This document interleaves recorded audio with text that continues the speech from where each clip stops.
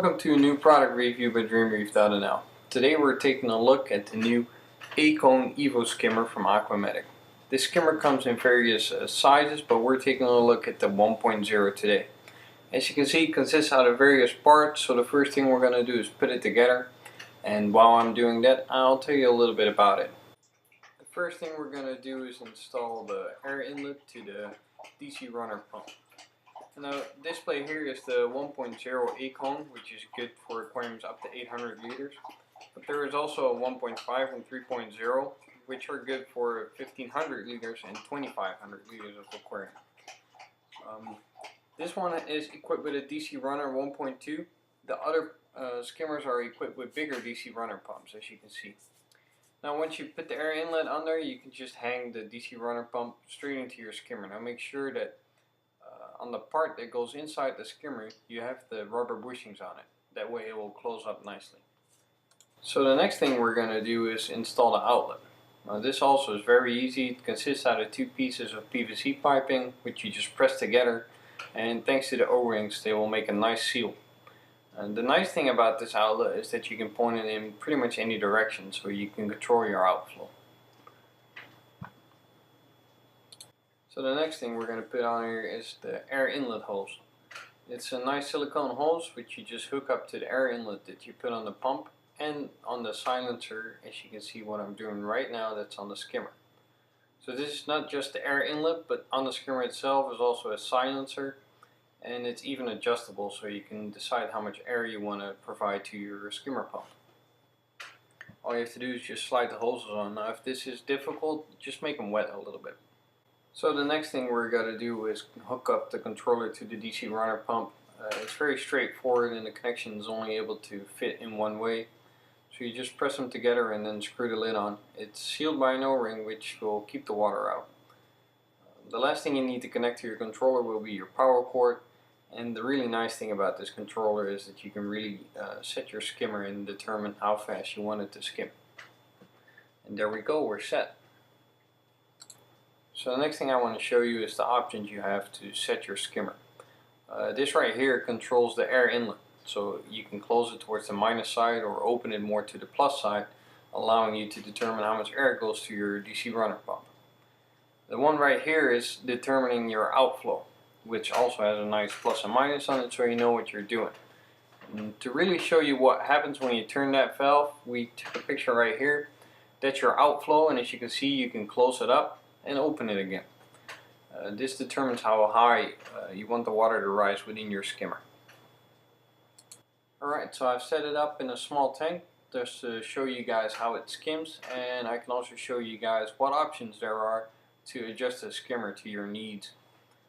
Now notice that this is the first time that I'm actually running the skimmer, therefore it won't skim that great, although you can see it's already doing pretty well, but it might be a little bit inconsistent because, as with all new skimmers, it needs at least 24 hours to break in.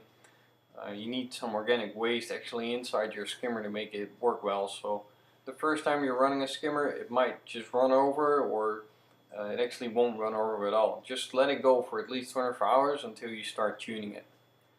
Now, as you can see, it's working actually pretty well, better than I expected the first time. It's actually also quite silent, and I think it's about time I'm going to show you guys what we can do with it. So the first thing I'm going to show you is what happens if you tweak the controller. Basically what you do here is actually control the DC runner pump and making it run slower. So that means the air and water mixture will just be less, and it will just run less powerful. As you can see here, the water falls back a little bit.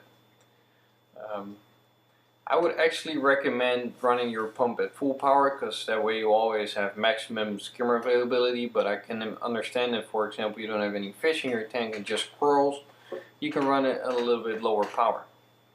As you can see, as I'm powering it up, the bubbles will rise again. Just one of the nice features you have when there's a DC runner pump connected to your skimmer. This way you can just really set your skimmer to meet your tank's needs. Alright, so let me put it back to full power again so I can show you guys what other options we have to tweak this skimmer. As you can see, as soon as I put it to full power, the bubbles start rising straight away again, so it responds nice and quick. Alright, so the next thing I'm going to take a look at is the air inlet. By twisting it that way, you'll close the air inlet a little bit, and by doing that you actually change the water air mix. So depending on your waste load in your aquarium, you can really fine tune your skimmer. As you can see, it responds pretty quick to it, but I always recommend that making changes to your skimmer, you just wait a few hours before you make another change to it.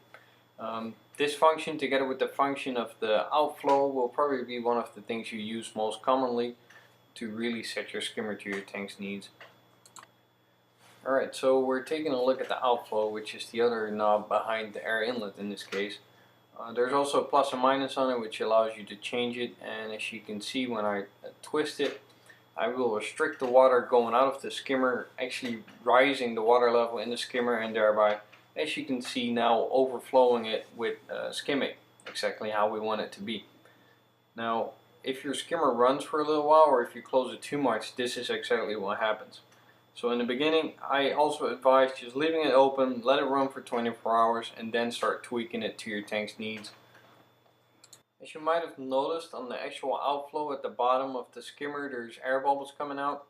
Now this has something to do with the way you set up your skimmer, and there's actually one more option to control the skimmer, which I'm going to show you right now. There's actually a neat little feature to this, and that's the valve right here at the bottom. Now if you open this, you'll allow water to flow out of your skimmer at another level of the skimmer, and as you can see, instantly the bubbles disappear. Now I opened this valve a little bit too far, because now you can see the water drop inside the skimmer. But this particular valve is actually a really nice feature to the skimmer, because by adjusting it the right way, you can actually adjust this skimmer to the water level in your sump. Now I will always recommend that you need a steady water level in whatever area you put your skimmer, but this valve here actually allows you to put the skimmer in a little bit deeper water, for example. So all these handy features make this skimmer suitable for various sumps and water levels. I think it's a really nice feature. Alright, so that's it. We took a look at Aqua Medic's brand new aCone EVO 1.0 skimmer. As I already told you, it also comes in bigger sizes, and I really think with all the neat features it has and all the options to set it and the good quality materials, that Aqua Medic has really grown in their skimmers, and therefore it makes a nice competitor on today's market. So I want to thank you guys for watching. Don't forget to subscribe to the channel or check us out at www.Dreamreef.nl. And if you really like the new products that Aqua Medic keeps releasing these days, you can go ahead and sign up to their newsletter on their website at www.aqua-medic.de, and just sign up for their newsletter. They'll send you an email whenever they release new products. And that's it. Thank you for watching, and hope to see you next time.